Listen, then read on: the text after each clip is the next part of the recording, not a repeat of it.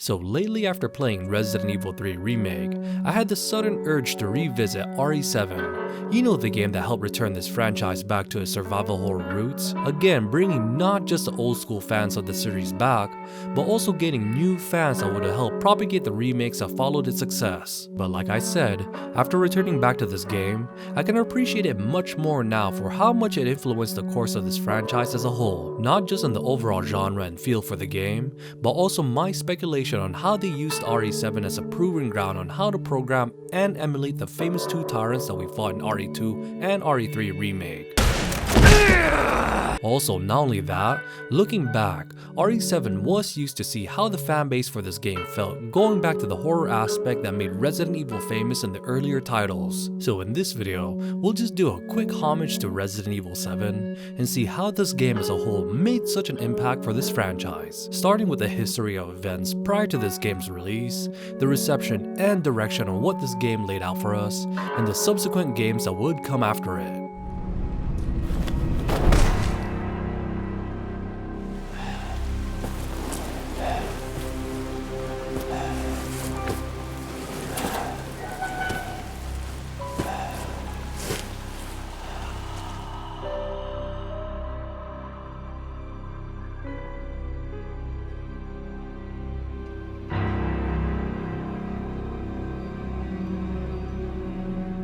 Alright, so let's start back with the previous titles that came before RE7 and see how this franchise was on a decline and how it changed course to return back to its survival horror roots. Because with RE5, RE6, and games like Operation Raccoon City, it was easy to see how this franchise went so far away from what made it so beloved by its longtime fans. But don't get me wrong though, from a financial standpoint, RE5 and 6 made Capcom a lot of money, garnishing them a lot of incentives that one would think to continue on this action-heavy formula, using the classic characters from the original games, and now making them into an action hero type of protagonist, which caters to the more bombastic and Hollywood-style genre.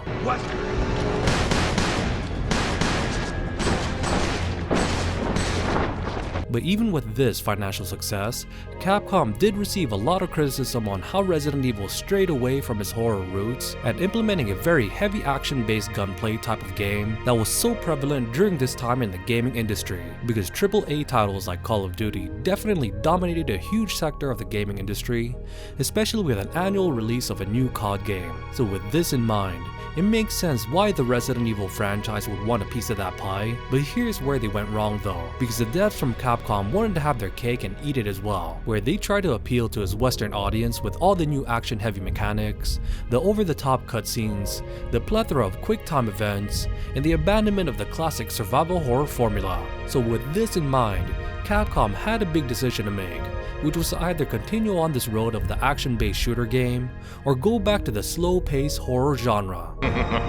But deciding on the latter, the financial success that they've had with RE5 and 6 being replicated would certainly be at risk. Though looking back now, and of course hindsight is 2020, the decision to go back to the horror roots of this franchise proved to be not just a financial success, but also greatly increased the game's fan base. Because as we move on now to the early trailers, gameplays, and the interactive decision to play this game from a first-person point of view, the general consensus from the public was very positive, though some may have had some reservation with a first-person gameplay, which was a move at the time that was trending in the survival horror genre, with games like Alien Isolation, Outlast, and the playable teaser of Silent Hills PT having such an amazing following. It was no wonder that Capcom had decided to pull the trigger and step back into the realm of survival horror, because with this recent revisit to Resident Evil 7, where not only am I playing this whole game again, but also rewatching some of the classic YouTube video reactions to this title, my love and hype for this game was increasing in proportion. I mean, who hasn't seen the videos of some of your favorite YouTubers' reaction when Jack Baker burst through the wall in his attempt to hunt and capture our new protagonist, Ethan Winters? Just go.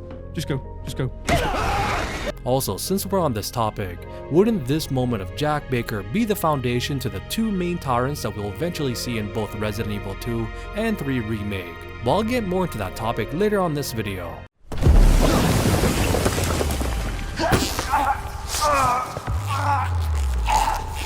because let's continue on the pre-release hype for this game and how the opening hour for RE7 was one of the best tone-setting moments of any horror-based title, because prior to this game's release, the first-person perspective was actively promoted through all the people's video reactions, with some of the best coming from the fans that were using a PSVR headset, allowing the players to fully immerse themselves inside the Baker family residence, where every single aspect of a horror game was magnified to its fullest extent, from the dark and claustrophobic environments to the ever so minute sound details of this game, and the scare factor that would come when we finally meet some of our main antagonists. We gotta get the hell out of here.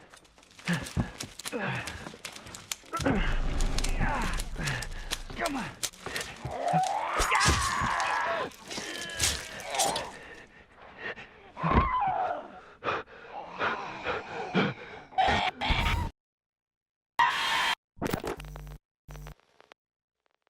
As we finally move on to the release of this game, like I mentioned earlier, the first hour of this game definitely set the tone on what our expectations would be for the rest of our playthrough, which again, the first person point of view was set from the found footage type of gameplay, reminding us of the horror themes seen from the movies like Blair Witch Project and Paranormal Activity, but more importantly, it helps us players immerse ourselves inside the gameplay, setting the precedence on how we navigate around, the powerlessness we feel while playing, but also gives us a clear example of what terror we'll eventually have to face.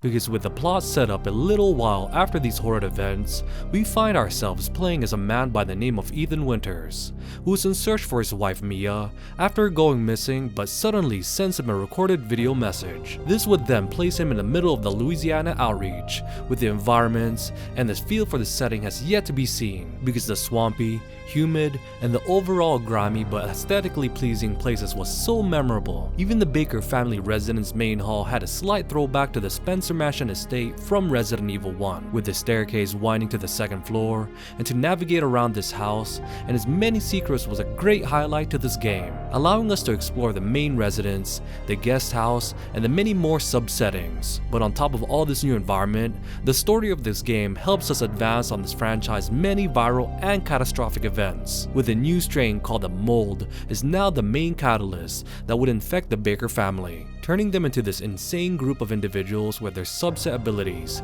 unique to their playstyle and plot theme, with the family patriarch Jack Baker being the boss monster who would hunt you down like one of the tyrants from the previous Resident Evil games.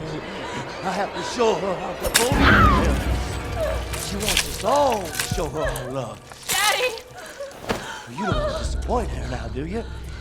We can't do that. What are you talking about? Your new sister, Eve. When I ask for rope, I expect to get rope. To Marguerite Baker embodying the physical manifestation of an insect, turning her into something that we can only imagine in one of our nightmares. Come on now with me! We're gonna settle this!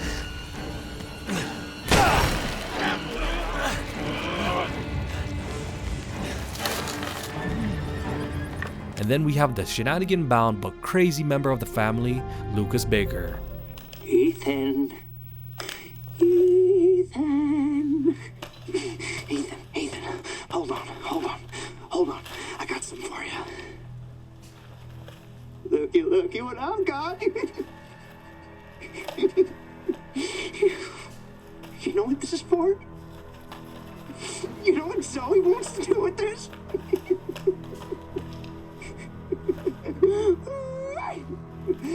She thinks this thing is special. But don't let this guy's crazy antics fool you, because his intellect and crazy inventions would play a part in this game, and even the DLC with Chris Redfield would have us uncover the secrets behind Lucas's motives, and his subsequent turn into a horrid mold monster.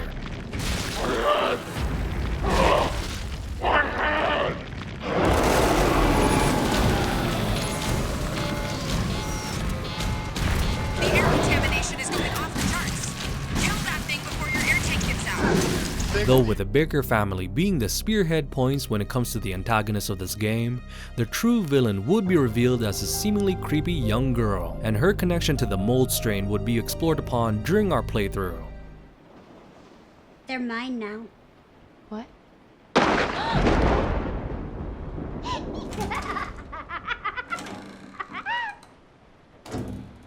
Which, to be honest, was a great take on a new catalyst when it comes to infecting his victims, opening the doors to hallucinations, some supernatural like visions, and the creep factor cranked up to the highest levels. Hello, sister.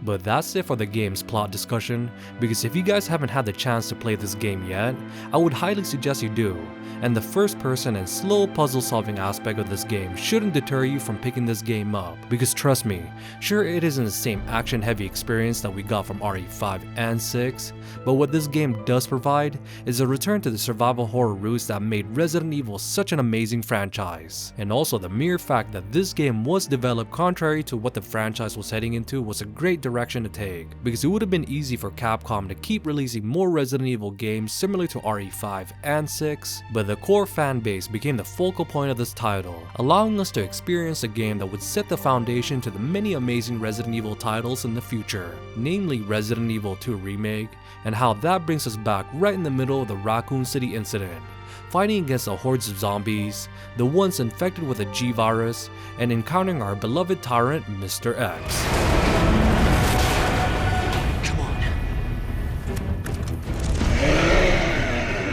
Then subsequently, Resident Evil 3 Remake would be released as well, putting us in the shoes of Jill Valentine as she tries to escape one of the best antagonists in this franchise, Nemesis.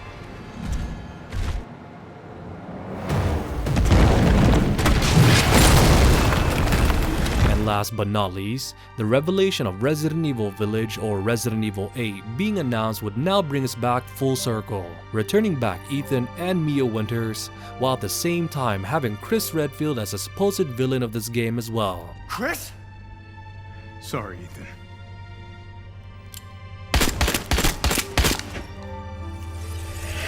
Why?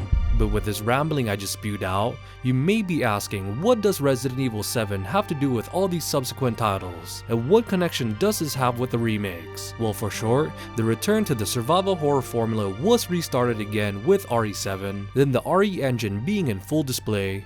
Resident Evil 7 was the perfect game to be used as a test, especially with a first-person point of view, allowing us to experience and enjoy the capabilities of what a horror-themed Resident Evil game would look like in today's gaming environment, clearly influencing the design and genre theme that we'd seen from both RE2 and 3 Remake.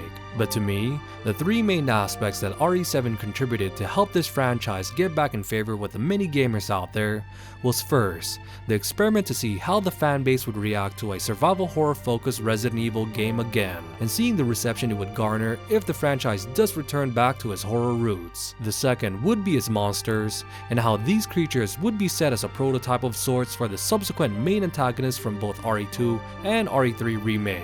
Because remember earlier in the video, I mentioned that Jack Baker would be used as a tyrant-like figure hunting you down inside his own residence. Well, this same gameplay aspect would be explored upon, especially in the End of Zoe DLC, because without going into too much spoilers, we actually have this swamp tyrant-like monster stalking you throughout the game. And I knew then that this would be the foundation to what we'll eventually see when RE2 and 3 Remake would be released, with tyrants like Mr. X and Nemesis being the main antagonists of their respective games.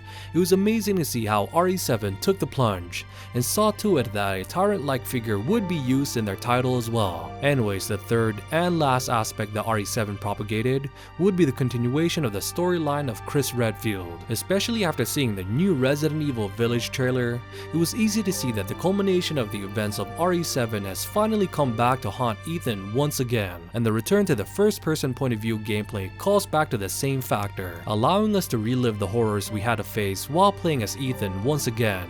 And the returning characters helps us finally see how this game comes back in full circle, possibly ending the plotline of Chris Redfield once and for all. Anyways, overall, Resident Evil 7 made a great stride in the right direction, especially in terms of emphasizing the survival horror aspect of this franchise, with its first-person point of view, the mini scares of the game, and the introduction of the new characters that pushes the plot forward to the future, but also laying down the groundwork that would help propagate the future to remakes after it. And all in all, the recent trailer of Resident Evil Village does magnify the significance of RE7, both in story-wise and in gameplay, and I can't wait to finally get back to play as Ethan Winters again, as we traverse through Resident Evil 8 that holds much semblance from RE7. Anyways, what do you guys think about Resident Evil 7 overall?